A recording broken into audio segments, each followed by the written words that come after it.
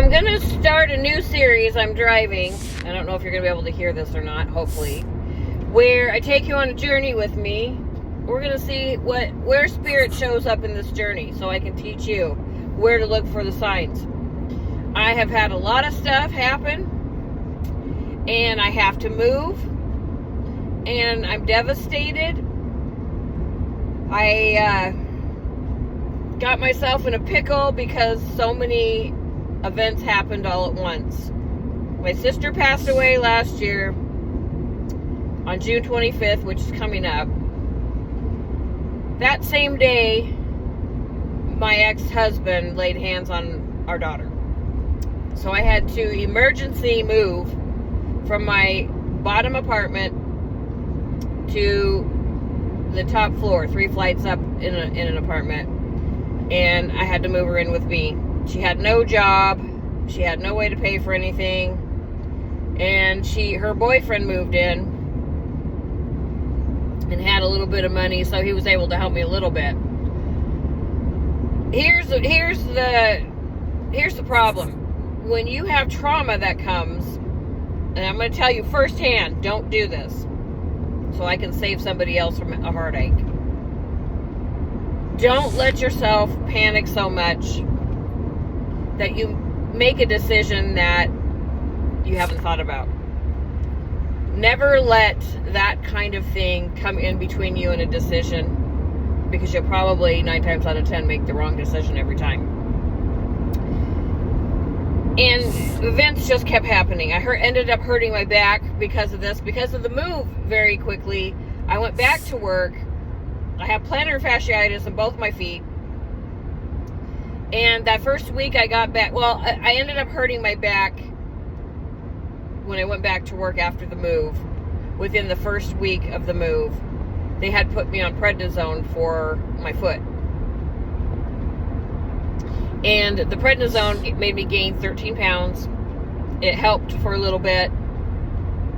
And you feel like superhero on a prednisone. However, I turned and it threw my back out. So then I had to and my doctor made me take this time off. I had 6 weeks I had to take off. I did not get my full pay. She would not let me go back to work. So there was nothing I could do. I had to take a leave of absence on top of all this stuff. And the debt just kept climbing. I was so traumatized I couldn't think straight. I mean, literally could not think straight with anything. I was overwhelmed. It made me negative. That's another thing you don't want to do. This is what spirits pointed out to me. Don't let anything frazzle you so much that you don't take the time to really think it through, even if you're in the midst of something traumatic.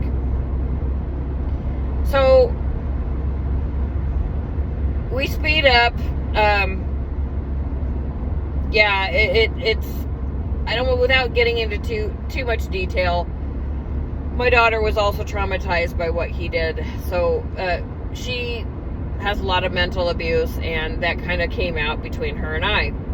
And needless to say, it didn't work. It's not working out. I have to let her go because she needs to grow up on her own. So I'm coming up at the very end of my lease at the end of July. And because I have so much debt now, I'm faced with either filing bankruptcy or doing a credit repair. That's a decision that I'm currently flopping around in my head.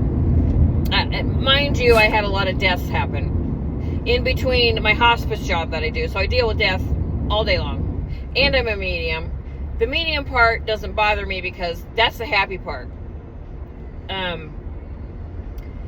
So I've got all this going on, and now I'm faced with which do I do? So instead of fighting it because my credit's really bad, I'm going to go ahead and move in with my nephew, and that will help me make a better decision. I stopped paying on everything. Now I'm putting a lot out here. And you got all these opinions coming at you. So I shut out everybody. I literally have changed my entire life from anybody that's negative, anybody that tries to change your mind for you. Oh, don't do it that way. Oh, you should have done it that way. That was stupid. Don't ever let anybody freaking do that to you. I mean, nobody. Whether it be your husband, your best friend, your anybody. And I mean it. Stop and take the time and think about it. Okay? Think about it. You have your own friggin' mind. Opinions are welcome. But stop and ask the person, okay, that's your opinion, so why do you feel that way? And then weigh it out for yourself. But take your time. Because if I had known what I know now a long time ago, and everybody says this, I know, I would have made some better choices. So now that I've ousted everybody out of my life, the only ones, I have a few friends that I keep my circle small. I call in my energy at the end of the day. And I'm very limited. If people are very opinionated and like, like back from the army days, and they have, they're old school, limit those people. Because they're not helpful for us empaths, all right? Because I'm an empath. I do stand up for myself. I'm a very strong, independent woman. That is for damn sure. Very strong. And this whole situation has made me even more strong. I'm single. I like it. I'm going to stay that way. And I told God, I said, literally, someone is going to have to sweep me up off my feet for me to be in another relationship. This time around, if I ever do meet somebody, here's where all of us go wrong. I don't care who you are. Take the time and get to know somebody. Do not allow yourself to sleep with that person unless you're into that stuff. Because, mind you, this is a true statement, probably the truest statement I'm about to make. You are sleeping with everybody that they have slept with. So you're gathering those heads. That energy goes inside of you. And especially if you don't protect yourself. You don't want that, because that's when you start to become a completely different person, and that's where you lose yourself. I have been through the ringer. I know what I'm talking about. And this is where I found out why I was attracting certain people. The empath never it is okay to be with a narcissist. Those two are the worst couple, the worst pair you could ever have. Because the empath can feel all of the narcissist's mental illness. Narcissism is untreatable, uncurable, and they will deny it all day long. They'll blame you.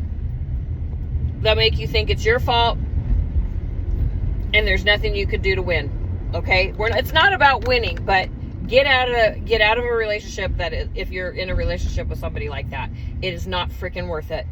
I'm telling you, we're here and put on this earth for a reason. You don't have to believe it. If none of this stuff resonates with you, that's fine. You don't have to believe it. But I'm here to tell you that we're here for a friggin' reason. If you don't want to come back and repeat what you're here to do, then do it right the first time. Learn as you go. Grow, evolve.